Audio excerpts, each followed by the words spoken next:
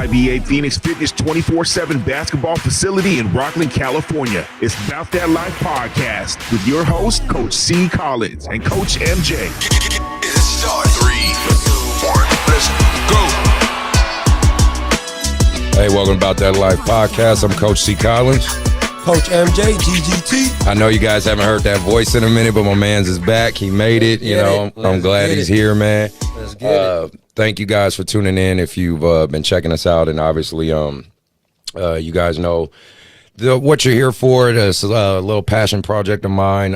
It's About That Life podcast. We'll talk a little bit of AAU, social commentary, the culture of basketball, NBA, all the above, a little bit of politics, a little bit of things here and there, but overall just a good conversation and talk about what's going on in today's hoop culture from the youth side all the way to the pro side. If you're new here, thank you for checking it out. If you feel so inclined, please hit that subscribe button and that follow button and that notification button, right? Do the HBO special, help a brother out. We really appreciate it, you know what I'm saying?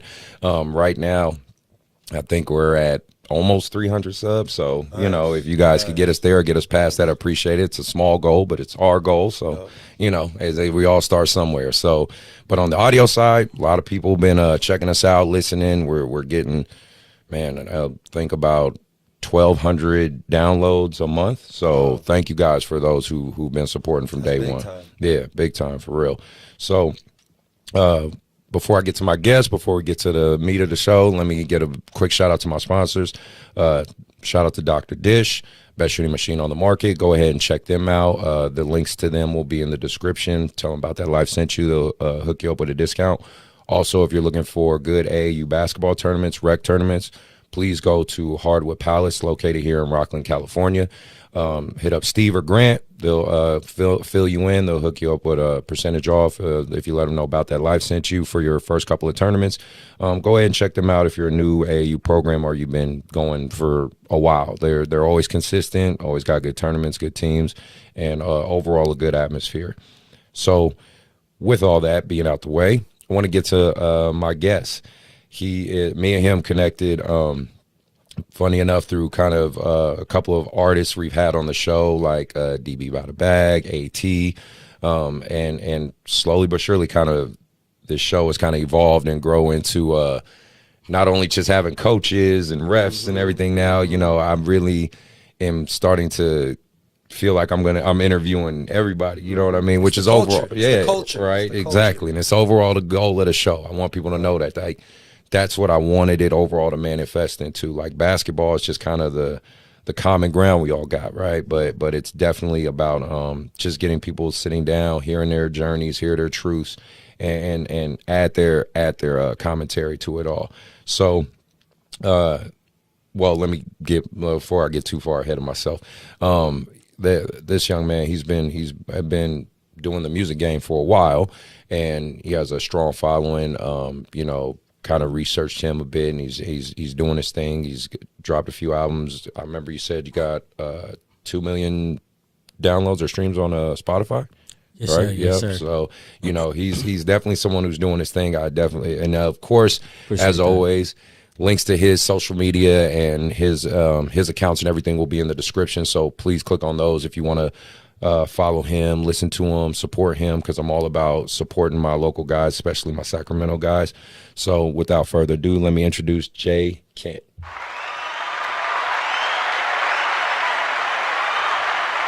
Thanks for being on the show, man. Welcome. Hey, man, it's a pleasure to be here. I appreciate you guys, and real quick for everybody tuned in, shout out About That Life, and make sure to hit that subscriber. Let's get them past 1,000. Let's get them to 10,000. Like they deserve it for real. I appreciate that, bro. So let's just get into it. So yes, tell me about who you are. Your background. You can give me a brief synopsis. You don't have to give me every single detail because I'm sure you've done that enough. But just give my audience a little brief about who you are. Your background. Your love for basketball and your passion there, and then how that's translated into what you do for music and things like that. The origin story. Yeah, the origin story. So basically, I grew up in North Highlands. I'm 25 years old. I just recently turned 25 years old. All right, blessed to see another year. But I'm a recording artist, songwriter, entrepreneur now of this year. And, I mean, I love sports. So basketball, football, kickboxing, any type of sport, I'm intrigued by because I love competition. Nice. So especially being basketball is just a passion for me, me and that I'm a full-time recording artist. Basketball is like one of my, I get to see the dream happen. And it's cool because I even like my brother LaShawn, another artist under the same company as me. He's a big hooper, you know what I mean? So I get to come out to his games all the time. I get to watch him. That's dope. And just see the culture in general. So basketball is always there. So, I said the connection to basketball is definitely deep for sure. Yeah. And it just brings that music aspect as well because a lot of people in the basketball community support my music a lot. Whether that be just on Instagram, they hit me up after a game, be like, man, I seen your new music video after I just, did a game and they was inspired by it. So it just inspires me. So yeah, it's a little brief, synopsis on me is like just the music side of things. I mean, I've been doing music for going on, almost 10 years now. Wow. Ever since I was 14 years old. Yeah. And I just had a passion for it. I knew that it was bigger than me, and now that I, as of this year, I know for sure now that this is what I'm meant to do. This is my home, and I just got to keep perfecting my craft. I've already put in, my 10,000 hours, and it's still not enough. That's how it works. Okay. I like how he talking. Right, I know, right? That's reminiscent of what you would say, right? No, that's good, man. And for you to kind of figure that out at an early age, I mean, but I will say I couldn't have got where I'm at without my team. I know we do shout outs later, Yeah. but like without my team that I have with my manager, Carl Thornton, my booking agent, Crystal, and just my whole entire team in general, from my engineering to my producers to all the artists and the fans, they're what makes it possible. They're what keeps me going. So, I'm not a one-man army, I'm literally, it takes a village, it takes an empire. Yep. So very humble to the fact that I have a strong support system behind me and people that really care about seeing where my career is going to go. Good. That's good, man. Well, then let's talk about it. So you've seen AAU basketball. I'm sure you've seen these tournaments and seen some of this stuff, right? Right. And the youth side of it. What's overall your take on that? Because obviously we're going to talk more about, just basketball in general and the NBA and all that good stuff. But I always like to start the base of it in the youth side because that's mainly where that's our avenue, right? So I'm always curious what people from the outside kind of see and perceive from it. As far as what age range? Oh, just period. Just AAU basket youth in general. Do you think it's a good thing? Do you think it's a bad thing? Do you think what's your experience? Honestly, I think it's amazing because for one, like I said, LaShawn.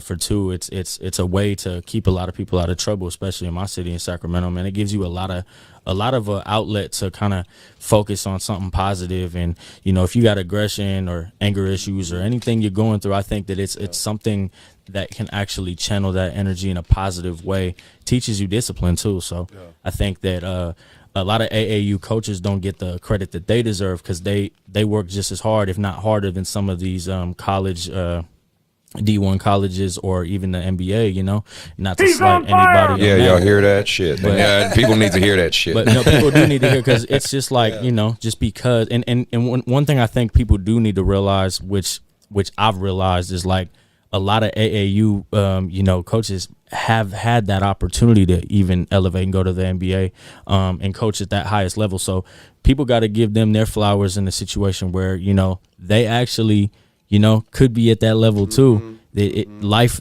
just happens differently. Not everybody's going to get that opportunity, and sometimes people that do get that opportunity, they might have something in the way of being able to go as far as they can. Doesn't mean that they weren't going to. Everybody's life is different. So the coaches, Hey, so very passionate about it. I just want to, before you say anything, I just love the tune of this guy right now. Hey, just because a lot of times it's funny because of one of the biggest reasons why we started this show is to me, the consistent is always the opposite of, the negativity about AAU and how, it's bad. And, of course, Right. there is always pros and cons, and even about how certain, because again, at the end of the day, it's not all AAU coaches or all AAU directors. You do have the bad ones, but, he out here, you know what I'm saying? Like, he talking about you. You know what I'm saying? like the right way to do it. You know what I'm saying? Man. So I didn't want to cut you off, but I was just like, hey, this it's different today. You know what I'm saying? Yeah, man. It's Well, different today. Same as with my music career, man. I'm organic. Like what you see is what you get. I like it. I'm not the type of person to get on here and front on a podcast or a radio interview, man. I want people to know like the real raw and uncut version of me, especially the fans tuned in and people that don't know me. If they meet me, then they see that I'm a human too. But at the same time, like we reflect on a lot of things in life, and I'm not saying I know everything, but I do know that I like to surround myself around good energy, and when I'm around good energy, just like the vibe in here is real. So Appreciate it, man. I'm just more apt to want to speak up and be interactive and kind of just elaborate. And it was a good question to be asked too, because that's genuinely how I felt about it. For sure. Good. Well, yeah, it's like so for those who are tuning in, whether you're checking out on YouTube or you're listening or maybe even watching live, so just so you guys understand kind of me and his background, me and Jay's background. So we ended up kind of meeting face to face because I ended up playing at a men's league. Okay. What was the gym that was at? It was the one off Antelope. That was I don't know why I can't think of the name of it right now. Yeah, I went to a game of LaShawn's in the tournament. Yeah. And I ended up I busted their ass. He didn't play, but I busted their team ass. And so man, I was just on the side. he was on the I had side. my Instagram.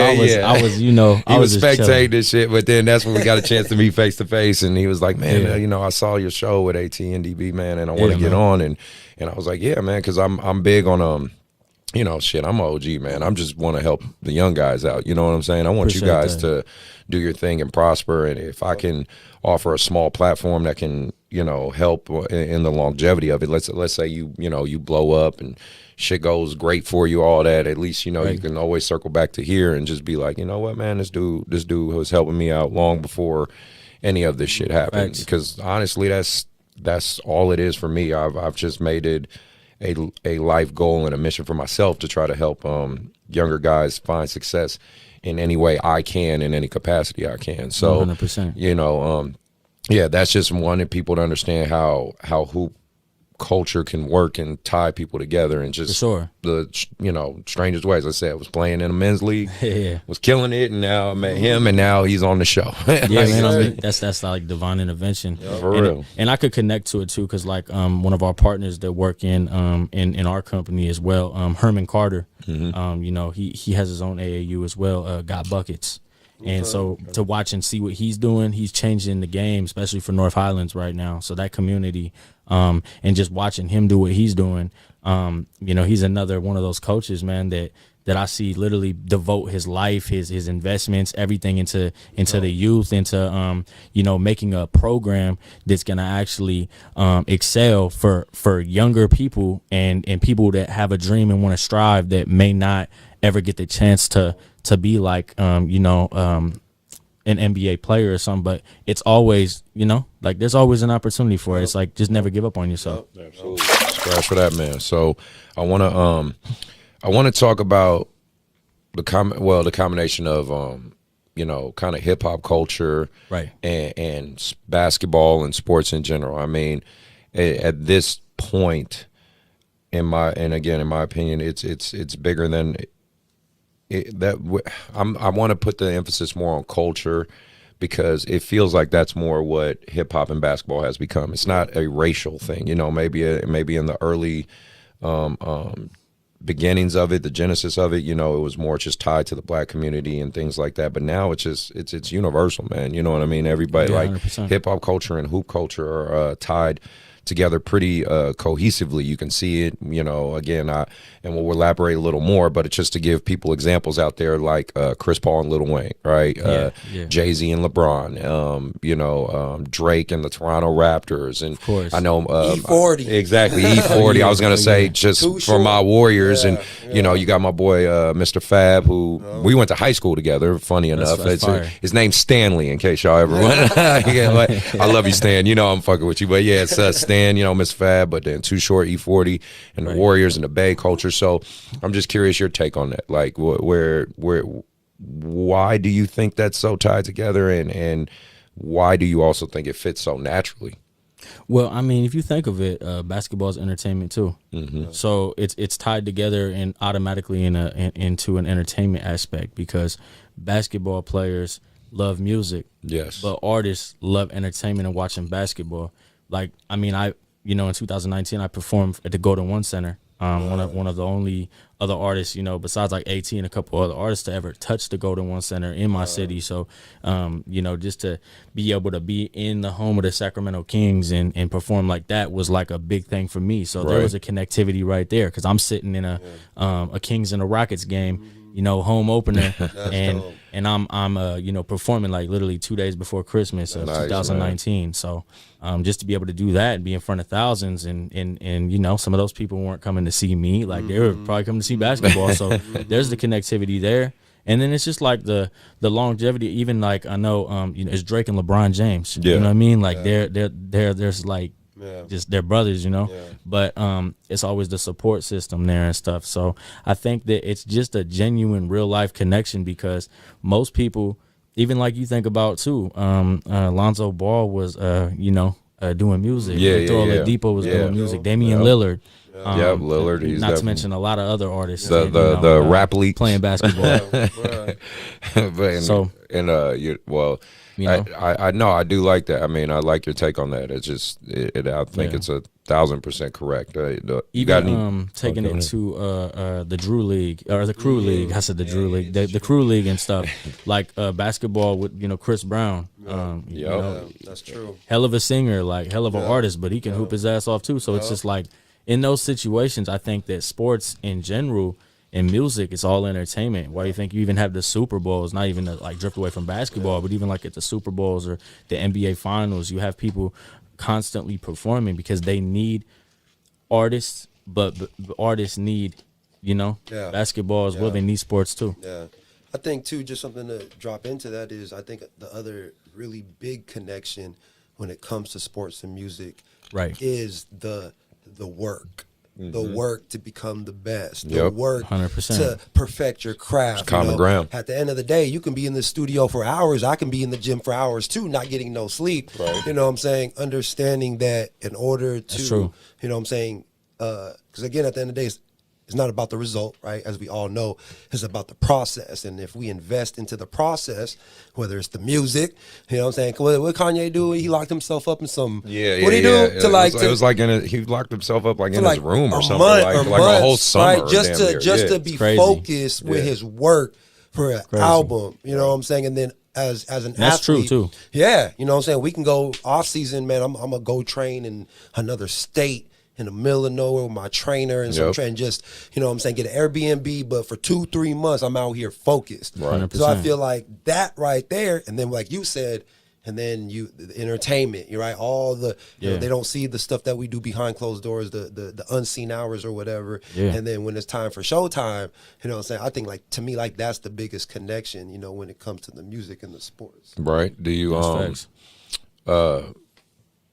think also what adds to the factor is how relatable and close basketball players are like to the community? Because think about like football again, you can always, and again, obviously I'm biased, I'm a basketball player, but I'm just saying basketball seems to be one if not the only major sport you're that close.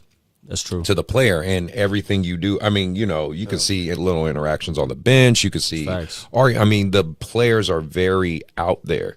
And obviously as an artist, your success is predicated on basically how exposed you have yourself. You know what I mean? Obviously you want it mainly for your music and stuff, not for, 100%. Extra shit. But I'm just saying, I feel like that's another variable that ties these two groups together. You know what I mean? Because don't get me wrong, like NFL athletes love hip hop and all that stuff, but you don't the field's down here, the fans are up here. You know what I mean? It's just they got helmets on. You can't. Yeah, exactly. You don't have that personal interaction the way basketball players. And you get a lot of the NFL players coming to the basketball. Yeah, game. yeah, exactly. So it's just I mean, it's definitely a divine culture because the entertainment aspect and the connection with that.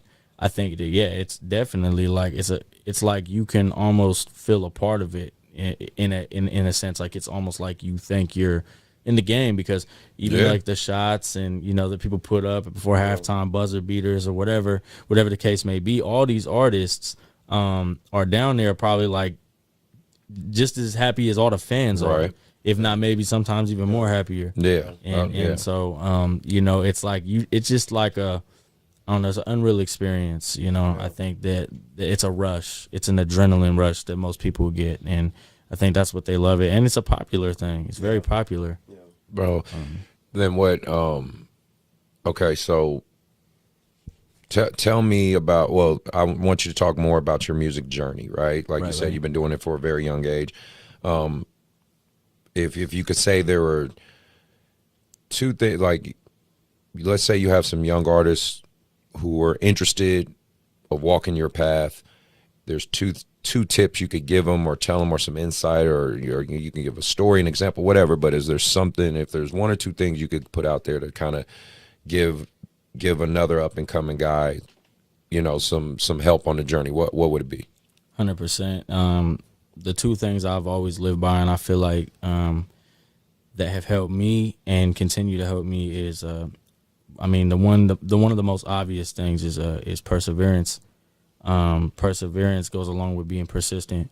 This is not a game to get discouraged in. It will happen. Discouragement does happen in this business, but you have to continue to believe in yourself. So those two things I would say is believe in yourself and perseverance for anybody that wants to do it, because I like to look at myself as like everything I'm doing and the outlook that people see about me right now and they see what I have going on with my career, they got to remember that they could do it too. Yeah. I'm not the only one who can do it. And I'm not even nowhere near where I'm planning on being, So just to see what I'm doing and to see that that's inspiring enough to kind of inspire somebody else puts me in a situation to where it's like, okay, it took me years to get to this moment and I'm not even at the moment that I want to be at. So you have to, it can't be like a money hungry thing. It's not going to be overnight.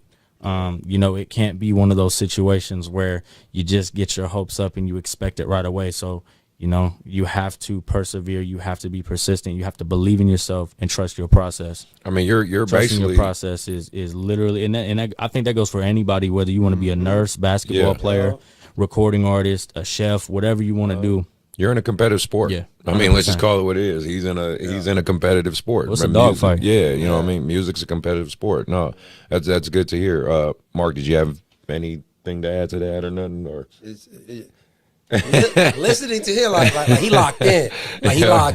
So again, like I've done a couple of these before. As I said, I like it. You know what I'm saying? Because I know my clientele, all the kids that I work with, gonna come here and listen to it and watch it. You know what I'm saying? I'm gonna take out some of your snippets. You know what I'm saying? The ones like, ooh, you know what I'm saying? Like again, like you're right. You know what I'm saying? And I feel like for somebody like you. You know what I'm saying? You're only 25. You know what I'm saying? Like, you're only 25, and the way you talking, like again, like you've put in the time, you put in the work, and like you're not done yet. So I feel like that is it's not about the result. You know what I'm saying? So that's some good stuff right there. What's your approach for 2022? I know before the show we talked a little bit about you have the label, you got your podcast that you guys are thinking of so far. So break all that down. Your label, your roles there, your plans. Like what's 2022, the rest of the year? What's the plan? 2022. I mean, it's already been a dream so far. It's just been so much hard work, and I can't thank my team enough for working as hard as they have. Night and day in the office, just putting together these blueprints. But as many do know on social media, I have my project, my EP / like fake way album coming out. It's 9 records. It was supposed to be. It's an EP. It's called an EP. But it's an album. in my eyes, which because of how much love and support I had from the last album, my 2 a.m. album, this is going crazy online right now. You know, my Voice EP, it drops this coming Friday on the 27th. I was saying, sorry to cut you off on that. It's just, you mentioned that made me remind me. I wanted you to talk about your like 2 a.m. album, or because that's kind of the one that's really kind of got you on, right? Or some of those songs, or some that got you to the streams, the downloads, all that good stuff. So please break that down. We were able to go a little international, and definitely regional on a big scale of being regional. With this album, with the 2 a.m. album, anybody can find the 2 a.m. album, on all platforms. But the streaming has been crazy, especially for my song featuring my brother Jake the Majesty, This Way. That record and that video just has been like, it's crazy. Like even performing at the shows, people showing up and they're just singing the words like better than I'm singing the words. So, it feels great for that. But yeah, I mean, the album set me up to catapult into 2022 the exact way that we planned on going into it, and that's why this EP, that Voice EP is making so much of a difference, because on the EP, which is the last song I just released, is a shout out to single moms. I did a record that, again, it was bigger than me. I used my platform to honor single moms, and it wasn't a diss on dads. It wasn't no offense to any type of any real dad, any real father out there. It's just what I could relate to, because all I had growing up was my mom and my grandma. No, we can understand that. I was raised that way too. Right. My mom, my grandma.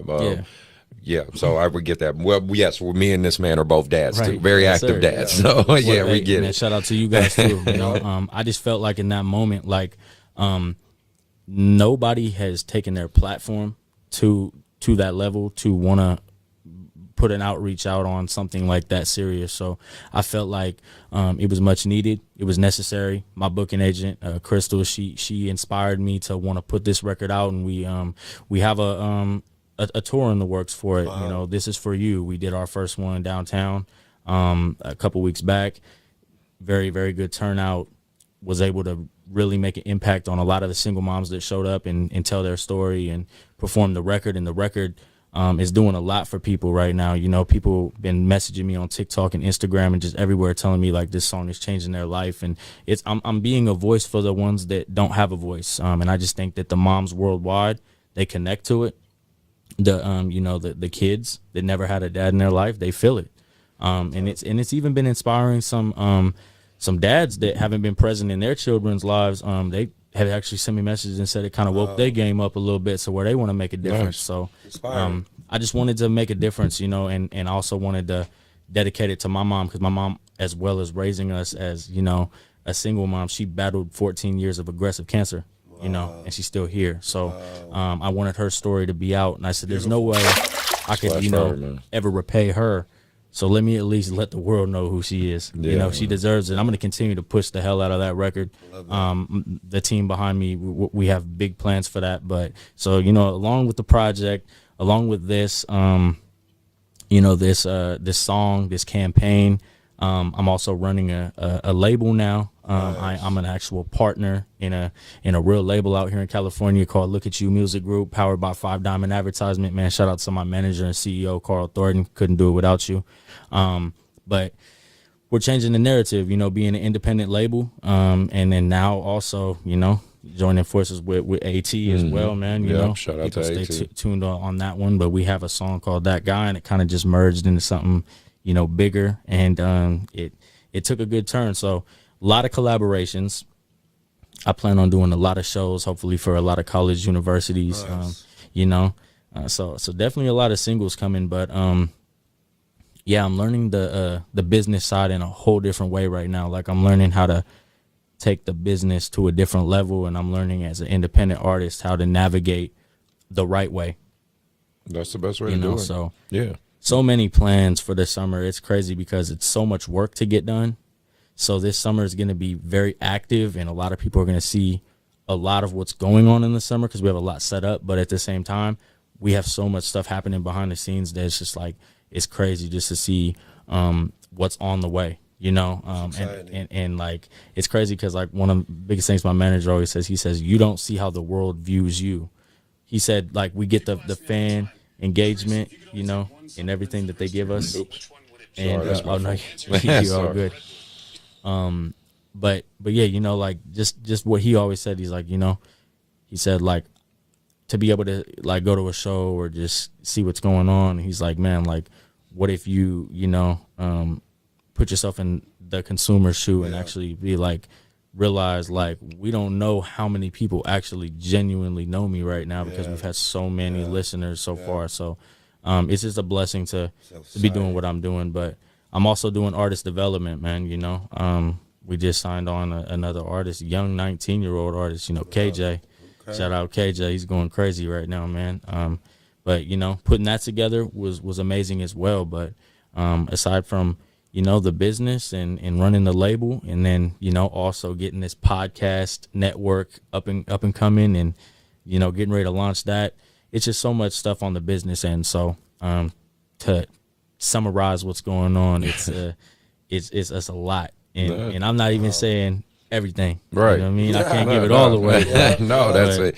It sounds like you're covering your bases. You're using multiple platforms. You're using social media. I mean, that's the biggest thing that's changed this game, this narrative, man. You know, from at least I'm just telling you from my old man perspective, like, you know, culturally the shift of the internet and what it's done and how it's giving all you guys a fair shot, you know what I mean? 100%. Or at least now again, is it competitive as fuck? Of course, you know what I mean? True. It's hard to, you know, get yourself out there, but then I circle back because like for instance the episode with DB, you know, that was a kid I coached, you know what I mean? And that kid evolved into what he's doing now, you know, and then Right. and then I look at like again a content creator like Marcellus Howard, a kid I coached, and watching him become that, and then but then it's like I go back to like my friends who are around my age, like Fab, like Stan, Right. and his path was way different than, you know what I mean? The internet was not,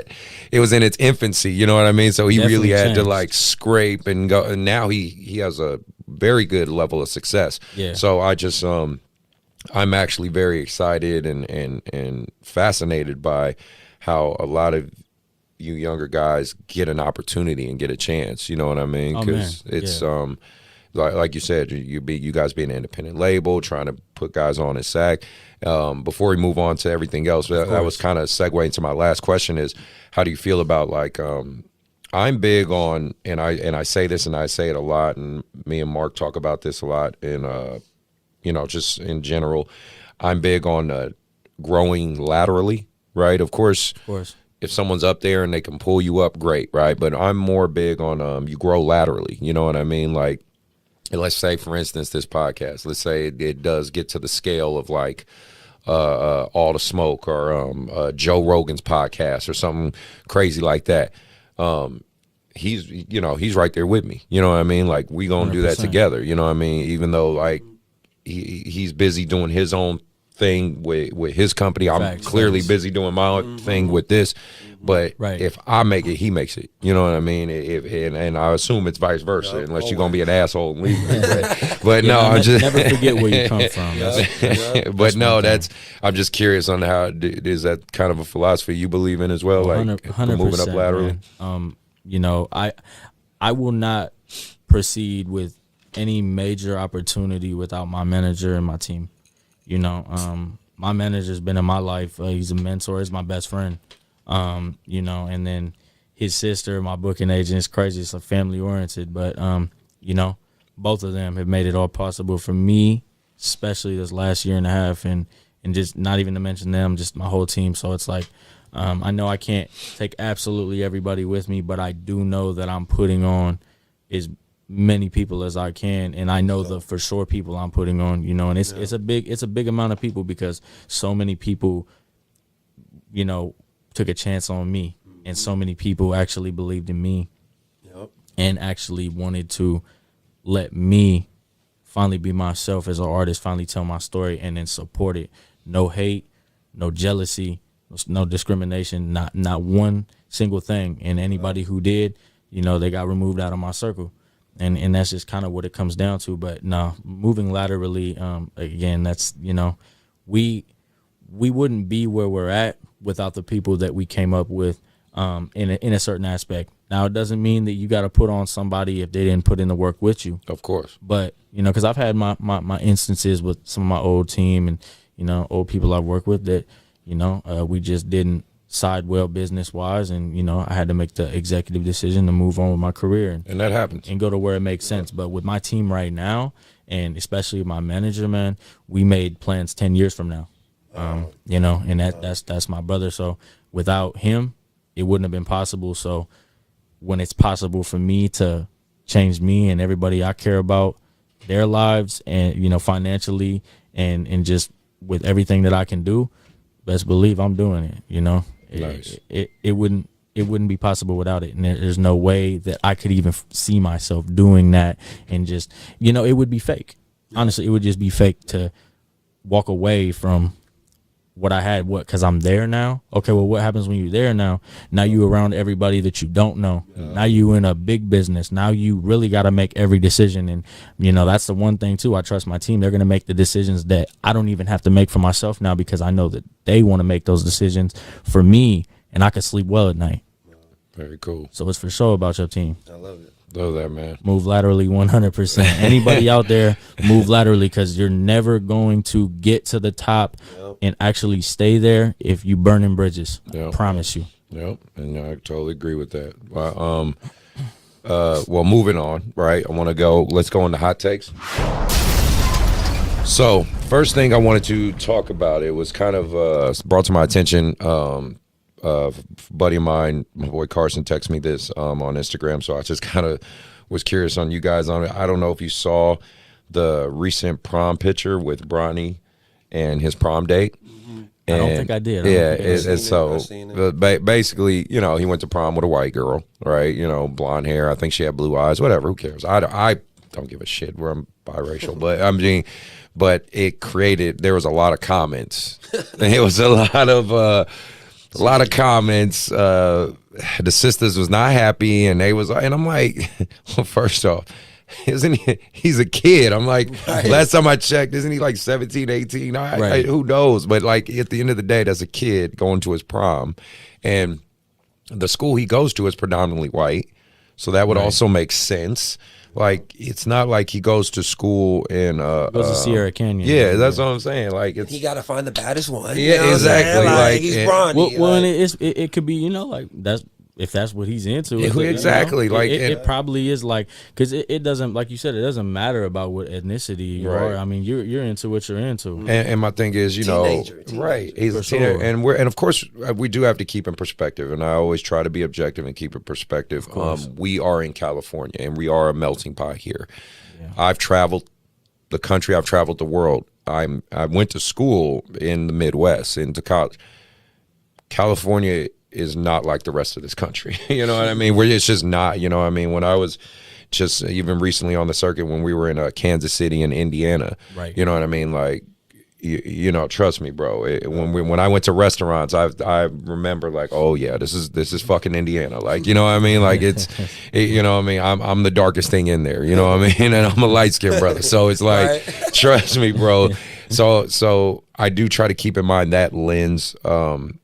There are a lot of sisters, a lot of people that still have a lot of hate in their hearts, unfortunately. I mean, you can even bring it up to the recent news, to the shooting in New York. Yeah, man, that's you know what I mean. Sad to hear that. With the guy that, so it's still there. Unfortunately, I do think we are culturally moving in the right direction, where more of these racists, these degenerates, these pieces of shit are either getting fucked out of existence, or just the mentality's changing with the younger and younger generations. I see it like my age group to now your age group to like his age group. Mark's a little younger than me. Like it's shifting, and it's shifting in a positive direction. Will it take time? Absolutely. But I was just curious your guys' thoughts on people giving backlash to something like that. I just don't. I think it's kind of like over exaggerating. To be honest, like I just think, I mean, to put it in short terms, let Bronny do what Bronny wants to do. Exactly. You got any thoughts on that one, Mark? It's the fucking internet. Exactly. Like, you know what I'm saying? Like to me, when I saw the picture, I'm like, all right, let me see these comments. Right, you know what I'm saying? And you saw, bro. You still have the love. Yeah, People oh, still lots like, of love, wow, you know what I'm yeah. saying? And you know what I'm saying? You still got the motherfuckers out here like it's just hard, Right. man. Like, It's like, oh, you got all these pretty sisters, and this is what you take to like prom. you just It's want to like- get a reply so you can argue with people. Exactly. You know what I'm saying? Right. Like, It's like, come on, man, get a life, man. It's just stupid. I just think, you know, it come down to like somebody, you know, just could blow something out of proportion. Yeah. You know, I mean, it's like unnecessary, really, because, you know, it's crazy. Like you know, like people take it to the next level and stuff. Man. Like everybody. yeah. But then you got to remember too, especially the bigger that you get, especially like Bronny. You know, I mean, everybody's gonna always have something to say once you're under that Oh microscope. yeah. Oh once, yeah. once you're under that microscope, everybody's gonna have something to say. So Yeah. you just gotta just kind of just take it with a grain of salt. Let it just happen. Yeah, You know? and like I said, unfortunately, and you just deal with this as men, especially black men. I'm just saying this is my lived experience. You know, Right. Sisters always gonna have something to say if you date outside your race. It just is what it is, man. And it's an uncomfortable They gonna truth. give you that look. Yeah, it's an uncomfortable truth they don't want to say. I mean, I want to say in California it's more accepted. You know what I mean? Because again, we're just For sure. we have a huge melting pot out here. You know, of course, I'm gonna keep it a buck. We do have our pockets out here where you deal with some racial undertones and bullshit like that. But overall, it's a state where, trust me, I much rather live here than a lot of 100%. other places. So Well, you and know, ain't no disrespect to anybody, but ain't nothing like no California people. Right, man, you know what I we out mean? in Cali, but again, you know, like I love the East Coast culture too. Yeah. You know, I just love. I'm a people person. I love people in general. good, man. That's a good way to be. So yeah, just don't want y'all thoughts on that. So I want to do a reaction video real quick. We're gonna I'm gonna play this little clip for you guys, and then we'll talk about it a little bit and get more into it. It's more alluding to the Pat Bev, Chris Paul storyline, you know. So we're gonna delve into that a little bit. hilarious. Yeah. So I'm gonna play this. It's and shout out to the guy speaking is Matt Barnes. It's he's listening to he's on one of the Warriors podcasts I listen to called Dubs Talk. So fire. you know, Fire. I'm a Warriors fan. So of course after we'll talk about the win tonight, but their first win, and then after Pat Bev did all that, so they talked to him. So I thought Matt, and shout out to Matt Barnes, you know what I mean? Shout out to Danielle for being on the show. I think his take, not the one he said on First Take, not the initial one, but this is one he said after it. I think if you guys hear it and check it out, I'm curious what you guys think about it. So I'll play it right now. We saw your comments responding to the Pat Bev comments that were made before about CP3. And I just wanted to follow up with a couple questions with you because I found it interesting what you're saying. And when do you think, where is the line between keeping it honest and maybe crossing over to just straight disrespect? It doesn't exist anymore, unfortunately. And obviously, as media personalities, you know, the tough part is to critique. And, you know, we do have to tell the brutal, honest truth sometimes. But I still think within that, you don't have to disrespect people. And I think, you know, people stepping into the media space now, particular athletes, feel like they have to be loud, say something crazy, and be disrespectful to kind of be accepted in this space, which to me is the furthest thing from the truth. But at the same time, that kind of behavior is rewarded. Like, you know, I mean, to me, I compare it to reality TV where, you know, they don't want to see a happy family on reality TV. They want to see hair pulling, drinks thrown, and fighting. And I almost think it's the same thing in the media space now. Like, people know that controversy and disrespect will bring clicks. And it's just unfortunate because I feel like, and this is not everyone, there's a lot of, you know, great reporting out there, whether it be former players or just people in the media. But it just feel like there is no line anymore to answer your questions because I just feel like, you know, everyone feels like they have to say the most outlandish, disrespectful thing to get attention on social media. So that's kind of his take, and I actually found that very accurate. You know what I mean? We do kind of live in a clickbait culture, right? Like, for instance, my brother Webb, shout out to him, when he did the show, he always jokes with me. Cause he's seen my YouTube channel. You've seen like my One Small Club stuff and all that stuff. And, you know, this show and everything. He says, he jokes with me all the time, but he says, Chris, He said, you know the reason you ain't like hit it big or hit it famous yet, right? I was like, what do you mean? He's like, dude, you gotta get into a fight on the show. You and someone gotta argue and curse each other out. He's like, you doing all this family friendly shit, and then no one's gonna fucking click on that, and that's just him joking. He ain't lying, but man. that's the truth, right? And I think kind of him saying that to me, and then hearing Matt Barnes and his take on that, I personally think it's very accurate, and I do think it's stupid. I mean, I never would think of myself as a content creator, but I guess at this point we're 40 episodes into this show. I mean, yeah, it's like I'm in this little space as a content creator, but I do feel I'm very objective, and I think I try to look at everything from both sides, and I never want to cross that line of disrespect, but I am going to speak my mind at the same time. So, I'm just, where is there a line anymore? What like, what Pat Bev, and again, Pat Bev is not the antithesis. I'm just saying to me, he's a symptom of the culture we live in today, where anyone feels comfortable crossing any line because you're protected by a screen, basically. So curious what you guys think about that. I mean, it's really not a line no more. I don't feel like it's been a line for a while now. It progressively started getting worse. Yeah. I mean, now it's like the internet just like an open feeding frenzy for you to be exactly whatever you want to be, like you said, and be protected by a screen. So now everybody can be a keyboard warrior and say whatever they want to say. Clicks are the new clicks and views are the new crack. 100%. I try to personally not feed into it a lot, especially when I'm trying to stay focused and keep my mind clear. So I don't really let it get to me like that. But you kind of just shake your head a little bit sometimes when you see it. You just gotta just laugh. You just gotta laugh about it, because just let people be. If they want attention, just give them their attention. Like let them do what they gonna do. Mm-hmm. Exactly. But I agree. I mean, I agree with Matt Barnes for sure.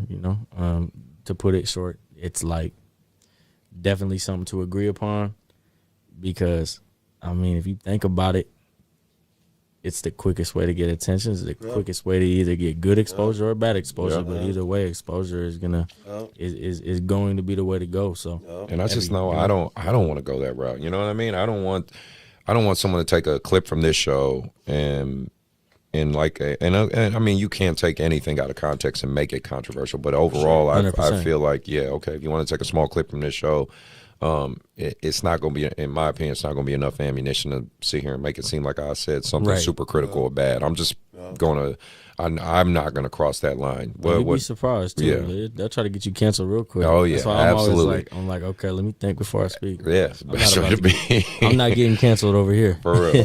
What about you, Mark? I think at the end of the day, like going back to the bad and the good, like, yes, you're right. Like it's bad, but that's what's going to get you on, depending on even, the situation. But if it is negativity, it can, good or bad, it can increase the exposure per se. But from a long term, it's like I said, it's the 15 minutes. Like it's not like the long. Like you always talk about the infinite game. Like if you do it the right way. If you do it the righteous way, if you do it, even if it might take time, right? Yes. It don't got to be no crazy shit. You know what I'm saying? They give you your 15 minutes of fame, but at the end of the day, if you stay consistent, right? If you stay like I understand, and this is why I love. And again, we'll see what happens, but like Chris Paul hasn't said nothing. Yeah, no tweets. No. So it don't even matter if some of the shit that Pat Bev is saying about him is true, if it's not, how the NBA perceives him, who he is. At the end of the day, he's just like LeBron. LeBron gets all the hate, but if you really look at like they staying clean. He's a family man. Yes. You know what I'm saying? Yes, he's a competitor. Like you got to have that ultra ego when you're competing. I don't care what you say. I don't care what you say. So for him to still, he's the president, all this, like, yes. I love Pat Bev though too. Yeah, of course. He's a menace. You know what I'm saying? Well, you love him as a teammate. You hate playing against him. I love it. But again, right? He's a scrappy player. Yeah. He's a scrappy player. But at the end of the day, you know what I'm saying? Yeah, it's like we'll see what happens. But Chris Paul's just, he get ready for next season. Right. Like, you know what I'm saying? Like he's not even. He got bigger fish to fry. If anything, he's gonna remember when they play the Timberwolves. Yes, I'm assuming. Yes. You know what I'm saying? Knowing him, yes. So I feel like at the end of the day, like it's good and it's bad, you know what I'm saying? But I feel like if you're going to choose a path of how you want to do this from the long-term standpoint, then it's always, you know what I'm saying, you got to go the way of positivity, no matter what. 100%. And think about because it goes back to doing something right. You know what I mean? If you're not, because a lot of people can get successful fast by doing it the wrong way, but that's ultimately not going to lead you down the path that's going to last. Yeah, you're not going to be timeless. With me, capitalization is everything. Yes, sir. I like that. You know, you got to capitalize. So, like you said, with that 15 minutes of fame, it's not about getting 15 minutes of fame. Anybody could get the 15 minutes of fame. What are you going to do to stay there?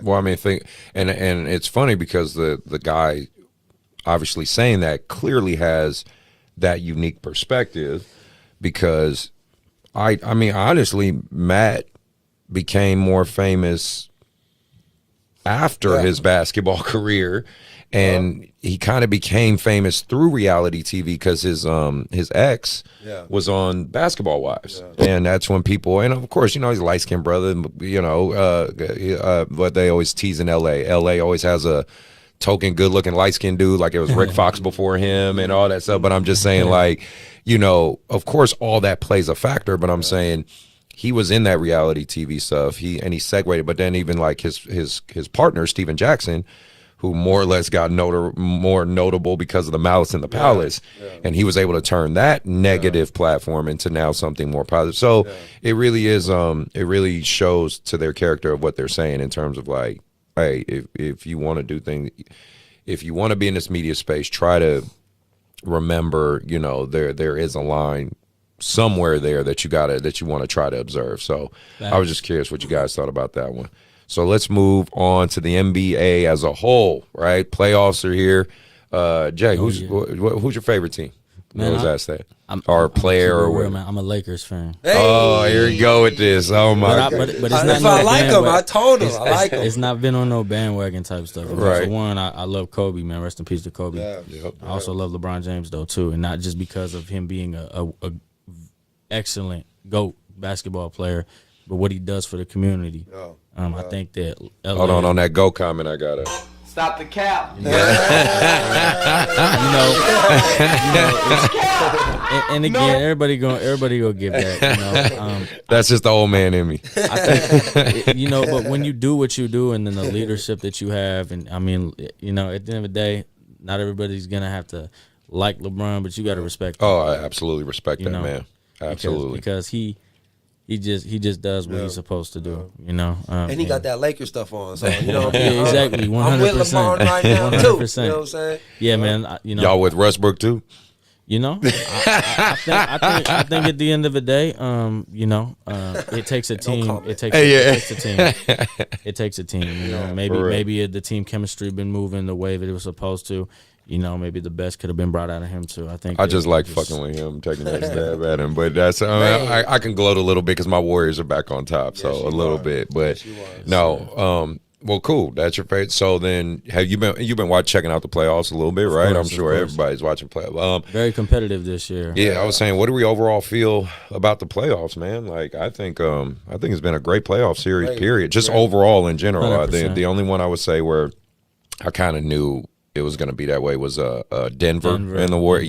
Yeah, you know what I mean? I kind of knew that. I look at it, and again, I mean, anything can happen from now until the finals, but like I truly believe like it's looking like a Golden State Boston and what I love about it is, and again, not say Jimmy Buckets. No, but I want to talk about Golden State to where they were talking about Golden State played Denver, right?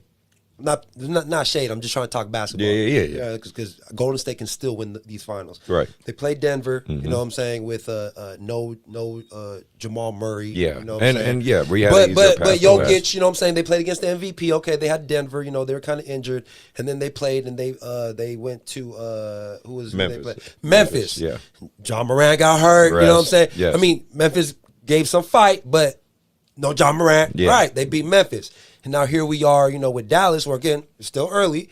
You know what I'm saying? But Definitely it's early. just Luka. You know what I'm saying? like if Luka is able True. to beat the Warriors, then he's on that Larry Legend, Yeah, next yeah, Larry yeah, Bird yeah, kind of thing right absolutely. now. Which I think he will get there. But the Warriors are still in their prime. So That's facts. they beat Dallas, and then you go to the East, where these Celtics, man, look at the pack. Because I would say right now, because Phoenix proved it, I think the East is overall is the most competitive compared to the West this year. Okay. To where Boston, you know what I'm saying, they had to eliminate Kyrie and KD. Yeah, They yeah, swept first, yeah. Brooklyn, right? So then they go into the next round, To right? Milwaukee. And then they go and beat the MVP. I know Yeah. they didn't have Middleton, but that's still the defending champs. Yeah. Now here they are playing the number 1 team in the East. Yeah. Yeah. You know what I'm saying? So if they gonna go into, and again, anything can happen. They will be battle tested. Oh no yeah, doubt, yeah, no yeah. doubt. Against where if they're able to, and again, of course, you know, I know you don't want that. But if Boston, if Jason Tatum leads his Celtics through that gauntlet and beats the Warriors, Yeah. that puts him like, to me, superstardom. Yeah, You know what I'm no, saying? no, no. If that happens. Well, he's emerged as a superstar, Yeah. legit Yeah. superstar Yeah. right now, Yeah. and it's always funny because I find this is just on a different, because we're talking about the Celtics and Heat thing, and you guys can tell me your take on this. I've always looked at Jimmy Butler as he's like always one step away from being a superstar. Like he's an all-star. You know what I mean? He's a phenomenal player, tough as nails, but he, you know what I mean? It's always been something like he's one something away from being like a superstar.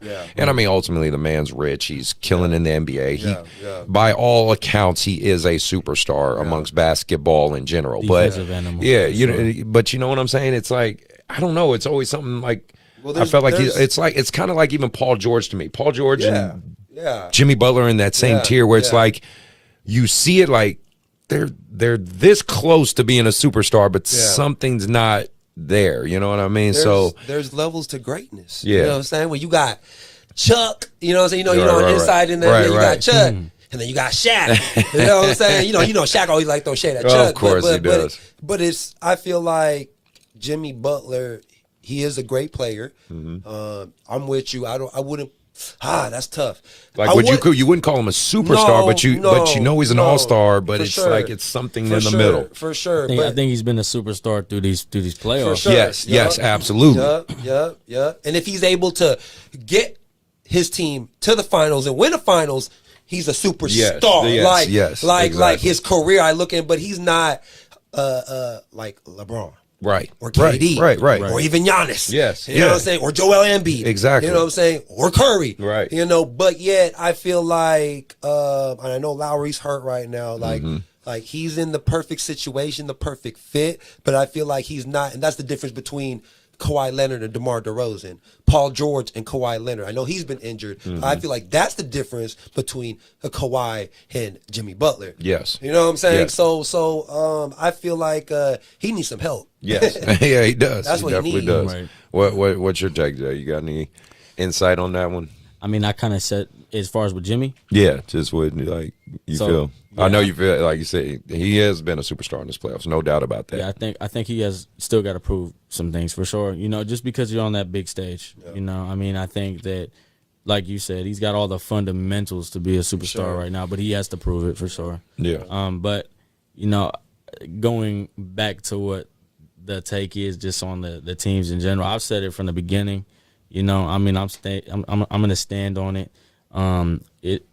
It's going to be Miami and Golden State in the finals. Okay. okay. Nice. All right. And Golden State, Okay. I feel like they are going to get the ring for sure. I said it from the beginning. You know, as soon as I seen the way Golden State was playing, and then Clay came back, I'm like, yeah, no, they're going to win. They're going to win this year. But then I watched Miami, and I watched them those last few games before they went to the playoffs, and then I just watched how they shut down every single team. I mean, they made Trae Young look like he was a new basketball player out there. So just for seeing that, again, Miami is very, very locked in right now. They blew the game last game, but they're not worried about it. I can guarantee you they're not worried about it. That defense is swarming. Yeah. Oh Swarming. yeah. Bring Marcus Smart back. It's clean.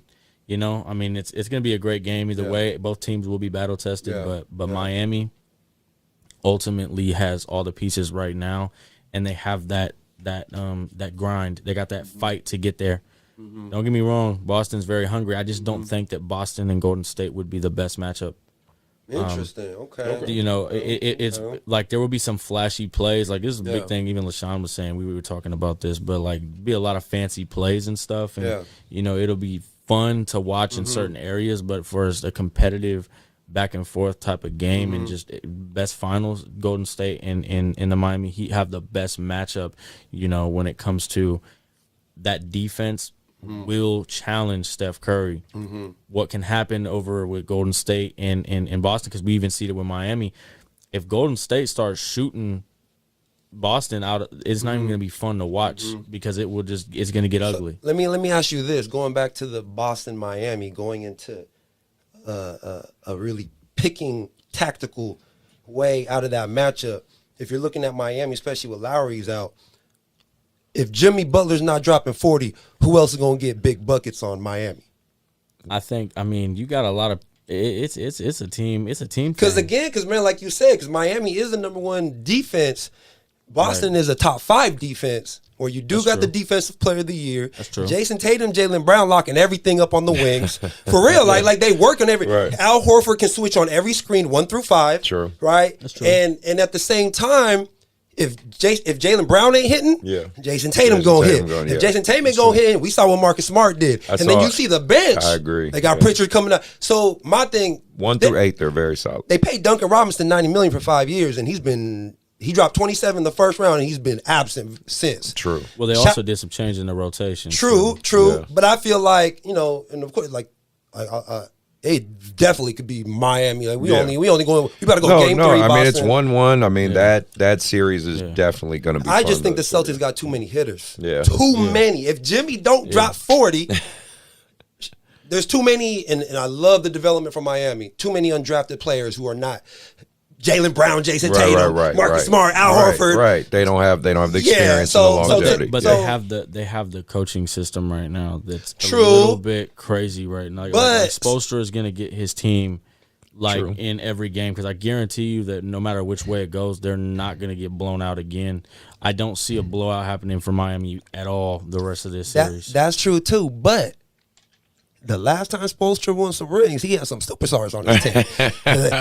Since then, and if I look at Boston, they got a couple they got Jason Tatum, who's a superstar. If Jaylen Brown left the Celtics, he would be a superstar on another team. So I feel like to win a championship, you need superstars. And we just talked about Jimmy Butler. Yeah. Is he a superstar? This series is going to show that. So that's what I'm saying. I feel like either way, Miami, Boston come out. But from a basketball standpoint, I really believe Boston, not only they are a top 5 defensive team because they can switch everything.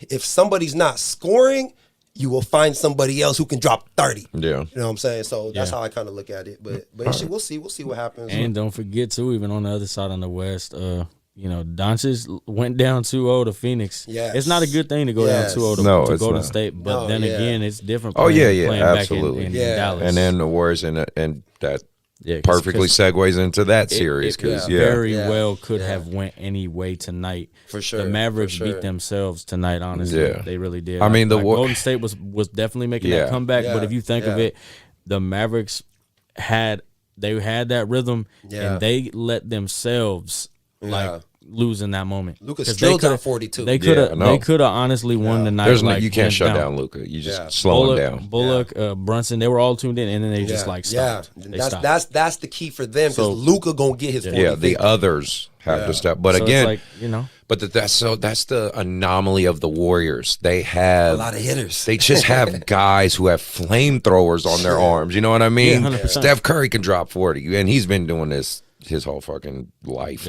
But then Klay Thompson is a guy, I mean, he's legendarily known for dropping record number That's my favorite shooter. scores, right? You know what I mean? In a quarter. Right? Yeah, I'll give you 60 and a quarter, just randomly out of nowhere, right? Yeah. Then you got Poole, who this kid has got enormous confidence. Could have won most improved. He was in that voting. And then Draymond, who's orchestrating the defense, and it's just a utility knife. And you know, man, the only guy I really was fucking pissed that we lost was Gary Payton Jr. If we still had him, we'd have our little defensive feisty, you know what I mean? You're going to give me like I hope he's there for the finals. Me too, man. Both of these series is definitely crazy. Yeah. You know, I believe, like I said, I really believe Golden State got it this year. Yeah. I think that vengeance Yeah. factor will play a role in the reason why they will be wanting to get back there. Yeah. But again, we don't know Yeah. because That's why we watch sports. Jason Kidd is really good at adjustments. Yes, Yes, yes, he is. And I guarantee you he's going to have something different for them in Dallas. And that's the last thing. Speaking of that, let's circle back to that. Jason Kidd, his coaching career has been pretty up and down, funny, and all the way around, but he's really stepped into his own this year. So, 100%. you know, I want to speak to that brother because he's a brother from the town like myself. So, you know, shout out to Jason Kidd and doing his thing and holding it down, man. Yeah, I just wanted to, what did you guys think of how he's evolved as a NBA coach? I think the biggest thing too is, you know, he's back to a franchise that drafted him. A team that he won his first ring with, you know what I'm saying? And he got himself a future fucking Hall of Famer. And he has an owner who believes in him. And he has an owner, you know what I'm saying, who believes in him. So I feel like he's right at home. He's able to just give so much knowledge to Luka. Yeah. You know what I'm saying? Who's of course a different type of player what Jason Kidd was, but Jason Kidd is a champion. He is Boy, and he also has that pedigree to call his guys out. Exactly. Like you got to respect what Jason Kidd is telling you. And so somebody like Luka, who again, that's what I believe. Like I said, I believe Golden State is going to probably win everything. But Luka, and we don't, like you said, we don't know. We don't know it can happen these next 2 weeks where he can become. He has legendary. a flamethrower on his. You know what I'm saying? arm Yeah. too. Like, you know what I mean? He could get dropped 60 on you. Yeah, You know man. what I mean? So yeah. No one can really guard him. Nobody.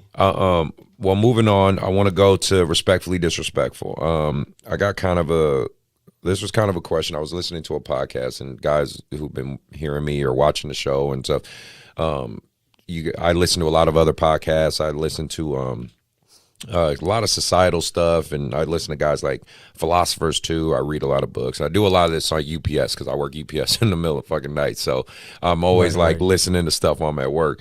Like Jordan Peterson and Les Brown, God rest his soul, and just different motivational speakers and things. But this one podcast came across that I found interesting. It's a woman, I forgot her name. I think it's a redhead woman. It's based out of Europe. It's a Ukraine podcast. Okay. But she's a traditional woman, or you know, she's not an anti-feminist, but she brings feminists on her show and asks kind of some of these tough questions. Right. And she said a question, and I kind of wanted to allude it to athletes because I think it's as basketball players, athletes, even you being an artist, this is something we commonly see.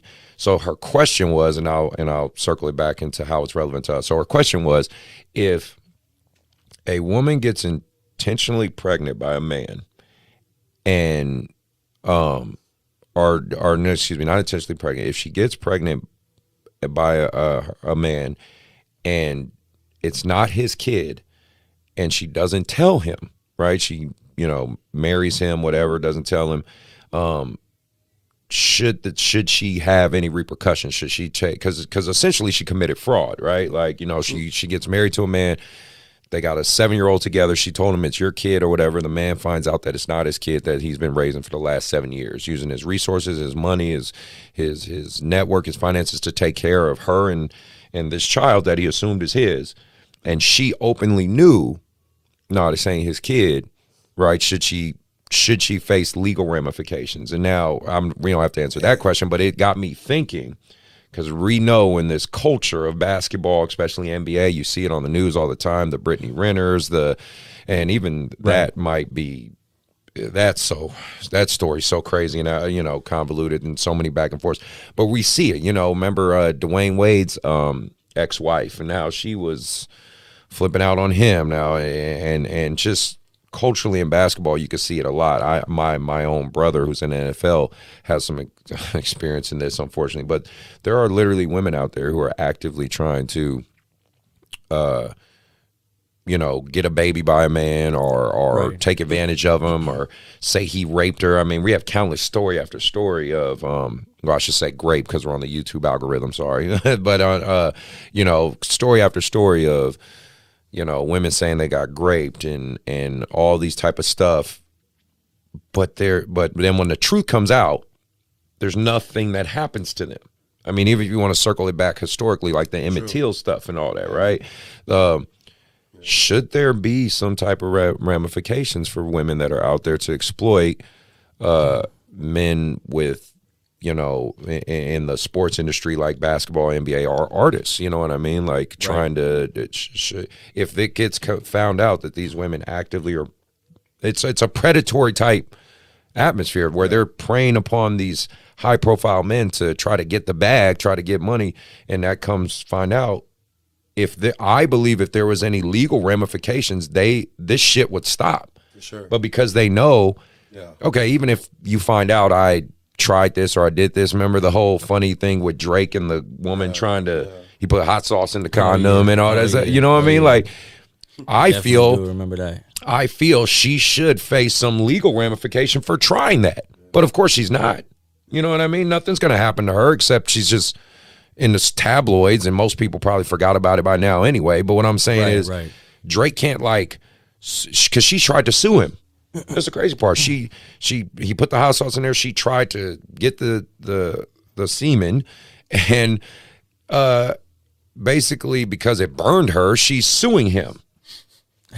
It's like, but you just tried to get pregnant by me, and you know, like, and so I'm just curious, like, I know that's a more controversial topic, but I do like talking about that kind of crazy shit on this show. Like, I think women should start facing some legal ramifications for having predatory behavior. I'm just curious if you guys had any thoughts on it. If you don't want to comment, don't. I'll say it, but that's just my opinion. I mean, I think at the end of the day, if you're doing something that you're not supposed to do, then it kind of goes without saying. Like, it's not really right for a man or a woman to do something like that to you know, you're ruining someone's life potentially. So it's not right to do something like that. And at the same time, it's very dishonest, especially if you're using your resources, you know, as a man stepping up to the plate, come to find out that's not your child. Then that's a confidence issue as well. That could ruin someone's self-esteem. That could also, you know, mentally affect somebody's health too as well. Do you think? Because it's now you're attached to that you know, child as well. So I don't think it's right to do it. But then again, I mean, what should the legal ramifications be though? Should she should there be a fine? Should she go to jail? Should she go to, you know, what do you think there should be a legal law or something that you've broken? Because if you steal from a company, that's theft. If you're an employer and you steal from your employees' paychecks, that's embezzlement. You know what I mean? It's I think if you're doing something you're not supposed to do, it should come with some type of consequence regardless. There you go. What about you, Mark? Any thoughts on this one? Like everything he just said, like you supposed to you should be locked up for that shit. Like, right. You know what I'm saying? Like you said, like you're affecting. Like now you're bringing emotion. You're bringing a child now, where you're just messing up the child, and even the dad who ends up maybe creating this relationship, believing it's their kid, and then now that messes with you mentally, you know what I'm saying? So it's like, that person need to go to jail. Right. So because I guess it is a woman, and, you know, in the culture that we live in, it's always the man, you know what I'm saying, who ends up getting, you know what I'm saying, the book thrown at him, where at the end of the day, because it's a woman, you know what I'm saying, and usually we always have to hear both sides, right? We got to give them the benefit of the doubt, that they don't understand what's really happening, but like women are smart. Yes. You know what I'm saying? They're very smart. I'm gonna give you props. Y'all are geniuses. You know what I'm saying? So you can't tell me that doesn't happen a lot, to where a lot of them get away with it. And so to me, because again, like, you know, for a man or anybody else, you know, there's always this punishment that we always hear about. Like, we're like, what? How? Why? And then something like this probably, you know, gets swept under the rug a lot. Yeah, because I mean, well, it kind of, one thing I've been kind of looking at too is, I mean, I even think I looked at some of the statistics. The whole country's watching this even more than the Ukraine and Russian war, is the Amber Heard and Johnny Depp trial. Because this is one of the few times you're seeing a woman be held accountable for these crazy actions. And it just kind of got me thinking of that question, like, man, if NBA players know, I wasn't in the league, but I have friends who have been in the league, and they know All-Star break what a lot of those women are up there to do. You know what I mean? You got All-Star NBA break in Vegas, they know what's up. You know what I mean? You got NBA Summer League in Vegas, they know what's up. You know what I mean? Like, and some of these women, and to me, that's predatory. Can you imagine groups of men saying, yeah, that's true, we gonna go to spring break to, go impregnate some women? Like, bro, we'd be locked up. 100%. I mean, yeah. I don't think we would get let off the hook. Yeah, exactly. That's what I was just saying. They would probably cancel us real quick. Very much. And again, I'm not saying this because I'm thinking 3 guys in a room talking about are going to invoke change, but I do think the conversation needs to be had. That's all. That's true. I'm just saying, like, that's why I literally did a whole episode of on my little small show, the Coach's Rise Time, where I said, should athletes, especially up and coming ones, like younger ones, have girlfriends? Or, and I quite honestly, I said no. I said you should, if you're an artist, it's very similar to if you're an artist, athlete, if you have a craft, if the person you're going to date is maybe like your high school sweetheart or someone you've known like forever, yeah, that's who you hold it down with. But if you're, let's say, like your age, 25, just drafted to the NBA, no. Stay alone. Leave alone, stay alone. At that point, you don't know what's real, what's exactly. fake. I mean, I guess that you just got to do some soul searching for that one. Right. Because you just won't really know at that point. It's crazy. It's kind of sad because, I mean, even I experienced it myself, get to that point, especially in my career now where you get a few DMs. I don't, I mean, I don't know all the time of who's really, 100% there for me. Or just there because they see that I'm climbing and elevating into it, They see your potential and they want to, So I'm pretty good at reading people though. I can kind of read the energy a little bit, so I got an upper hand on some of that. But again, I'm a human too, so I might let one slip right under me, and then there it is. That's why I be trying to tell these young athletes. I just said be smart, protect yourself, man. Yeah, protect yourself. Be very smart, make the best decision, and trust your process. And 9 times out of 10, like you said, unless you got a ride or die behind you, all it really ever is gonna be is you disappointing that female that you're with, or vice versa, or you guys disappointing each other because you're not giving her the time that she needs, or it's just too much going on with your career. You got to be focused. You got to do way more than especially when you got to hit the road and travel. It's just a lot. It comes with a lot, so it's a lot. The focus should be focused on the process and let things just happen organically. Exactly. 1,000,000%. That's how it's supposed to be. Any of them 304s come, you just Hadouken! Keep it pushing, man. You gotta keep it pushing. So, just some quick controversial advice. Yes, we got 2 more things, and we get out of here. I wanted to get your take on the music industry as a whole. Have you found it's harder or easier? Because like in the industries we're in, me and Mark are in,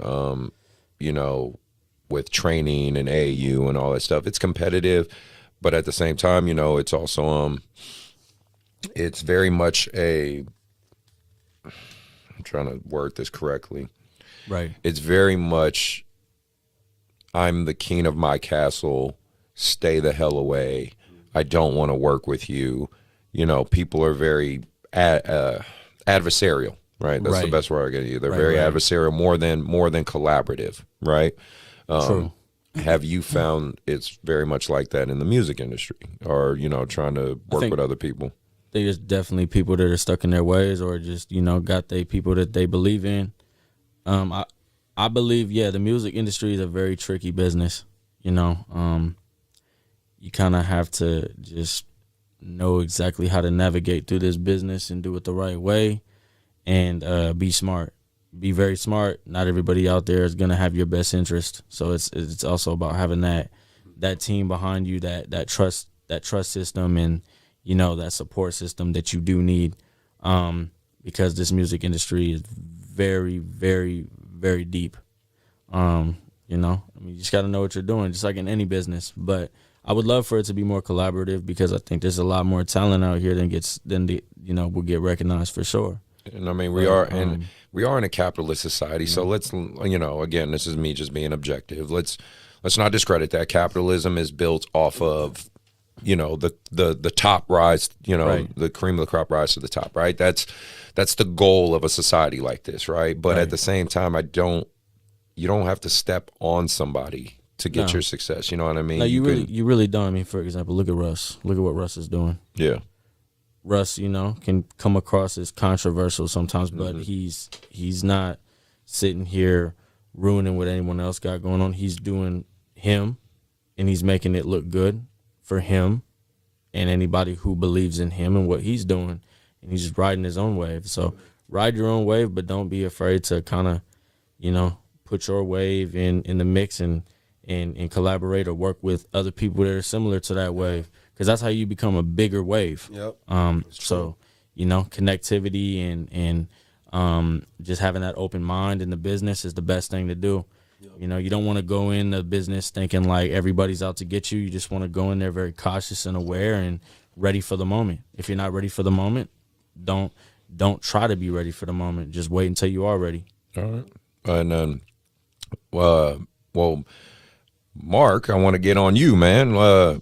Your ass haven't been here in forever. Update me, man. Tell me what's going on. What's new? I know you're doing the AU thing with the Woodland Warriors. I see that. I see the videos. Shout out to Jaden, right? He Mexico State. signed with D1. I know you're doing a lot of the training with Gus. I see you with him. Man. So, break it down, man. Update us. It's funny, like, before the show we were talking, you said, people was like, oh, y'all beefing. Yeah. Because, people were DMing me like, you and I haven't seen Mark there. Y'all not cool? I'm like, dude, we're cool. Like, he's just working and he lives in fucking Dixon. Yeah, like, we're not close. So That's crazy. I live in Dixon, right? Right. It's like almost sometimes an hour, From here, from Rockland. You see where we at? Shit. Yeah, true. I'm not from Dixon, I'm from San Diego. My wife, she's from Dixon. You know what I'm saying? Yeah, yes, sir.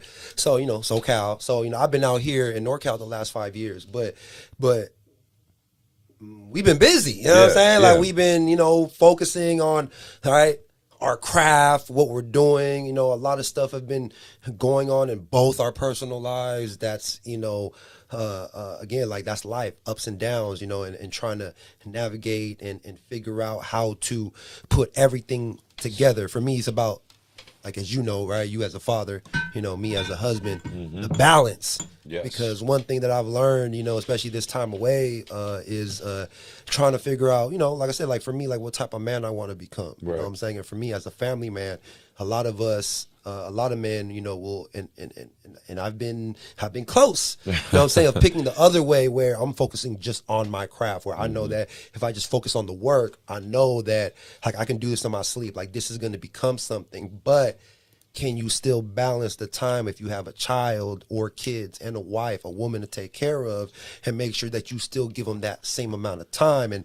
that's the juggle that I go through, where for me, when that's going good, the family stuff, I've found out that I don't have to go, even though I can get into that mindset 24/7, locked in, just into my work, right? And all that stuff is good, but like, something's still empty. And so for me recently, the biggest thing that I've learned since I've been away, what I'm saying, just because a lot of stuff has happened, is that I've been working on balance. And I feel like, just moving forward, like we just talked about, the collaborating, a lot of trainers, will just focus and keep themselves in a box, and there's nothing wrong with that. Like, I won't lie, like, everybody's different. You know what I'm saying? There's times you need to stay in your own lane. No, for sure. You know what I'm saying? You don't got to always work with people. You know what I'm saying? That's a different mindset. But I truly believe, again, if you're thinking about the bigger picture, you know what I'm saying? Because I'm a person that believes in leveling up.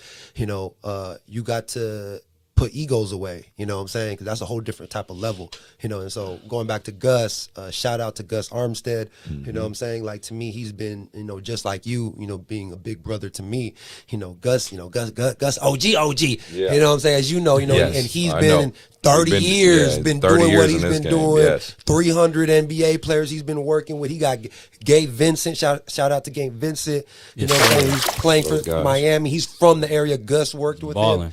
And that's very inspiring to me. You know what I'm saying? Where a lot of that, you know, being able to be under him and learn from him, you know, because again, where I'm Dixon, Winters, Vacaville, and Davis, Fairfield, you know what I'm saying? We're not San Francisco. We're not SAC, where the talent pool, you know, in the last 5 years, for me, that's what I've been learning is that I'm still, even though I play professionally, like that has nothing to do when it comes to being a teacher, trying to inspire people. You know, back in the day when I was playing, it was all about me.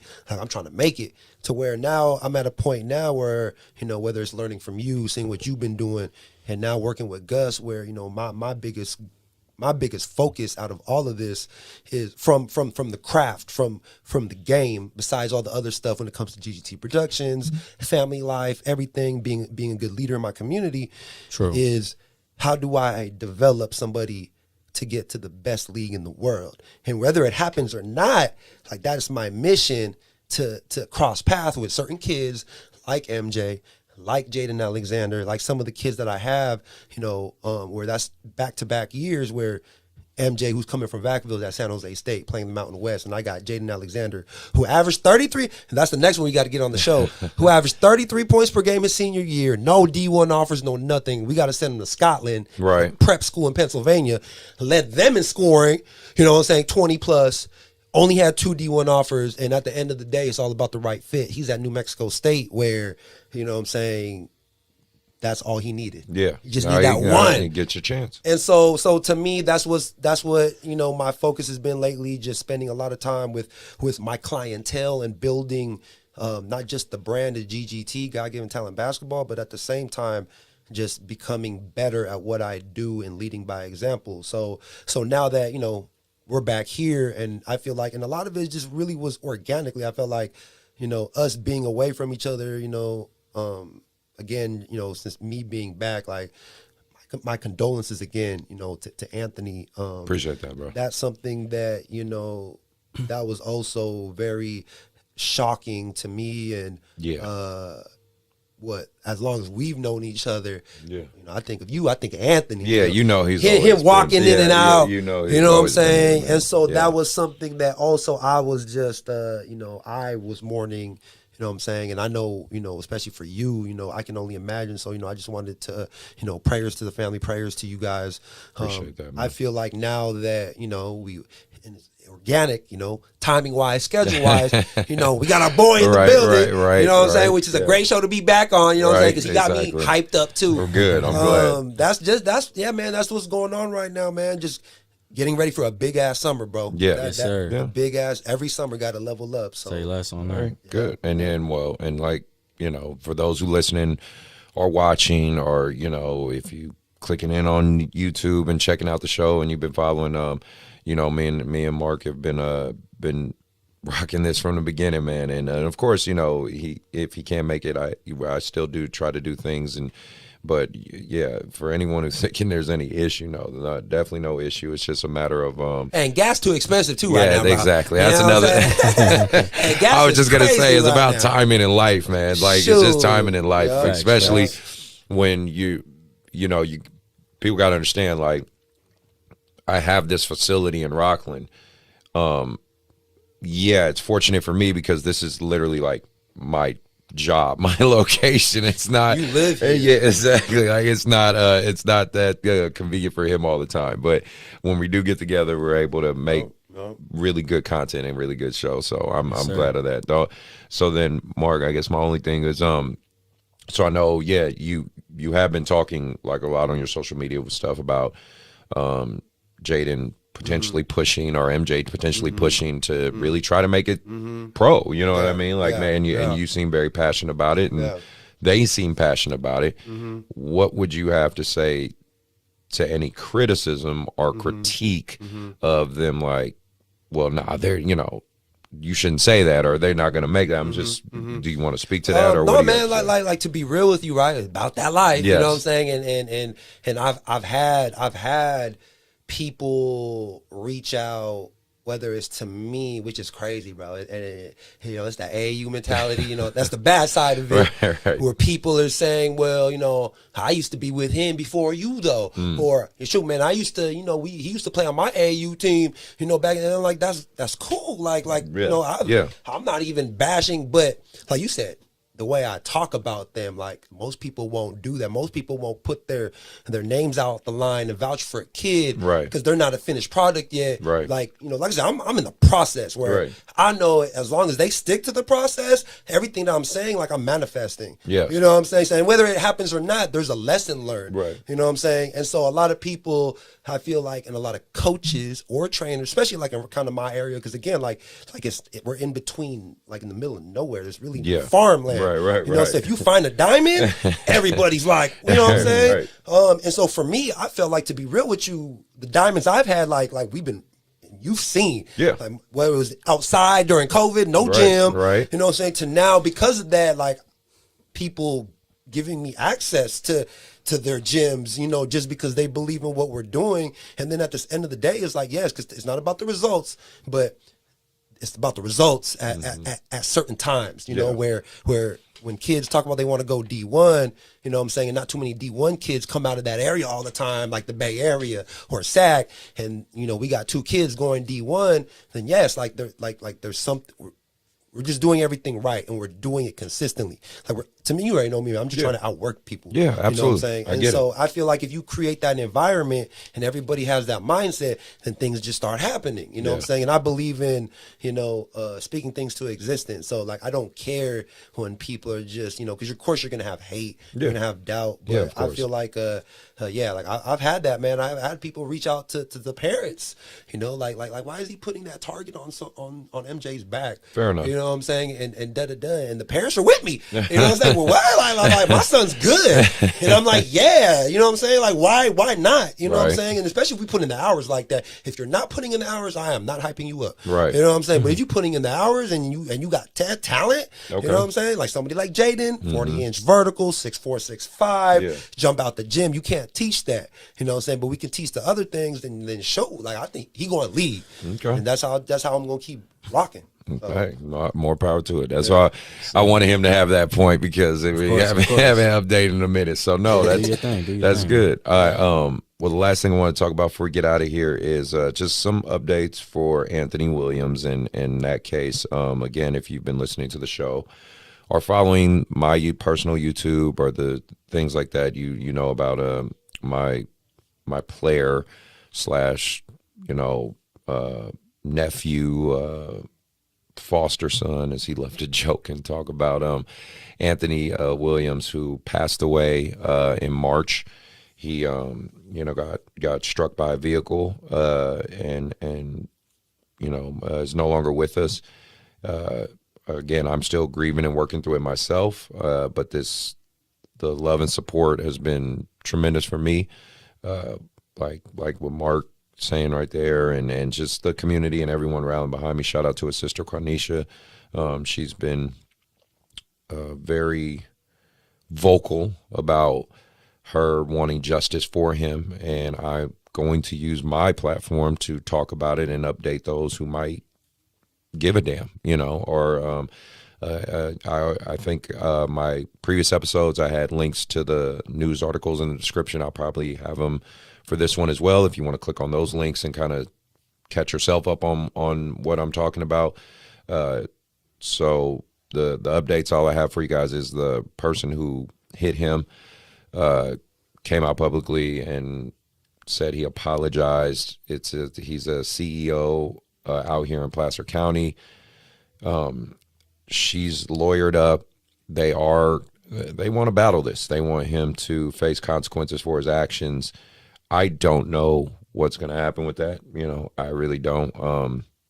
I've more or less chosen to focus on Anthony's memory and his good points and keeping my team focused, because as you know, I have that UA contract and the UA sub, and that's his team. You remember that was his team, you know, that is on the UA circuit playing, and part of the docuseries. And shout out to Joe, who's out here filming and doing all the camera work. Me and him are working together, making this docuseries to give a visual life to those looking from the outside and seeing my journey and our perspective of it. So, you know, check my social media out, all that stuff. You'll clearly see it there. But he, I don't know what the outcome of all this is going to be. It's going to be, you know, Quanisha, I know you have a plan, and you're trying to seek justice for him.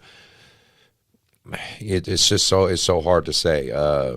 A recent article came out about the driver. He had DUI history. Oh wow.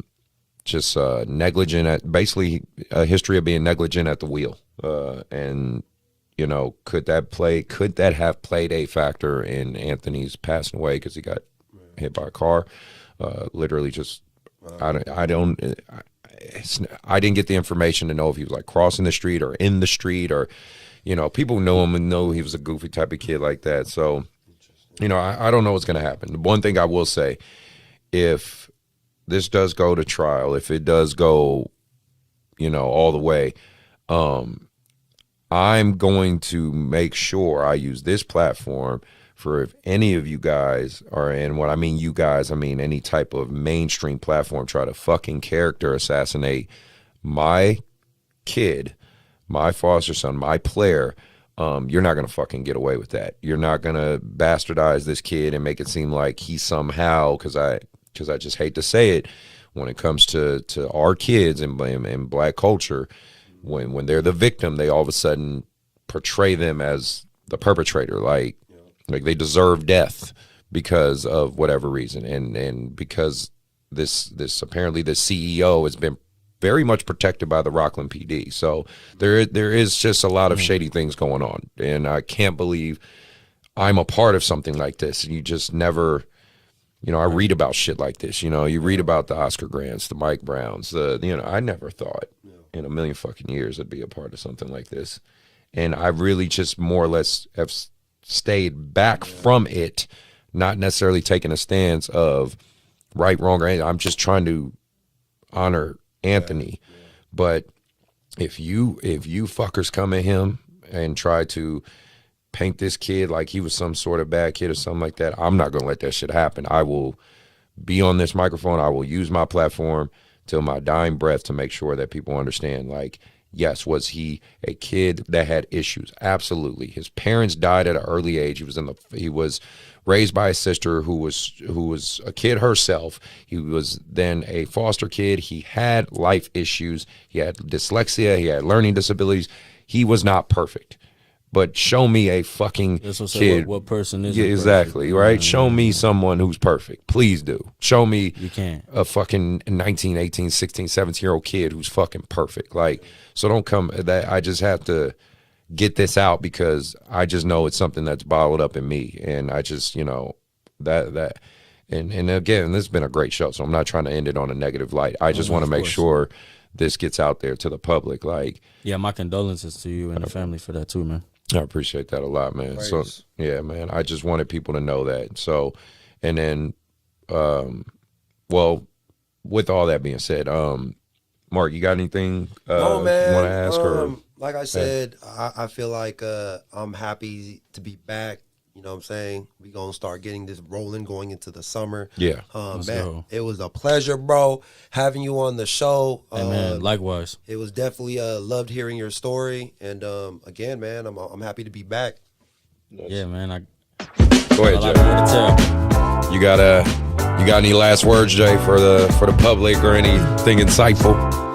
I mean, man, you know, I'm just appreciative to be where I'm at. I'm appreciative to see the support and the just the support system around me. I look forward to continuing to grow and tell my story. You know, I'm here to stay. Like, I'm here to stay. Is this the part where we do the shout outs or? Yeah. Shout your people out. You know, absolutely. So, yeah, man. Huge shout out to About That Life podcast for one. Shout out to you guys, man. Thanks, man. Appreciate it. Shout out to my older cousin AJ Wesley. Shout out to like my second mom, Team Tina. Her son Bentley. Shout out to LaShawn, my manager Carl Thornton, booking agent Crystal Thornton, all the artists on the roster from Zeus to David Adam to Jake the Majesty, RMW Willie, KJ, YBO Dre. Man, I mean, it's a crazy list. And shout out to my mom, my grandma, Julius Collins, Herman Carter for God Buckets, K Sims and Jen, Zariah. My fan base, like, it's crazy because I hate coming to this part because I was like, my shout out list is like crazy because I have to make sure you're gonna do this long enough. You got plenty of more shout outs. So, but man. No, that's so shout out to them. Shout out to my city. Shout out to Cujo Speaks as well in the U store. C. De Niro, Gary Archer, big support system, and shout out Prodigy Music, man, my engineer and producer. Shout out Money Gang on the track as well. Money Gang on the track is going crazy. And FTA Bam, shout out AT, and shout out everybody working for themselves, man, and making a difference out here in the community and taking it to the next level. Yes, sir. Y'all the realest, man. So appreciate it. Stay tuned for the project. We drop Voice EP this coming Friday, 5/27/22. Love you guys. All right. And so, Mark, anything left for you? You got any shout outs or re-out? Man, Jake the Majesty too. I think I said him, but that's my little brother, man. Jake the Majesty. I got to get him in there. No, man, like I said, I'm just happy to be back and appreciate you having you on the show, brother. Oh, and I got one. Jordan Lewis, Drifty J, congratulations to your success right now. I think he got to like almost 1 million subs now. So congratulations. Awesome. He's a content basketball creator on the show. So, great job, man. Everybody be safe out there, man. Take care of yourselves, take care of your loved ones, and we are out.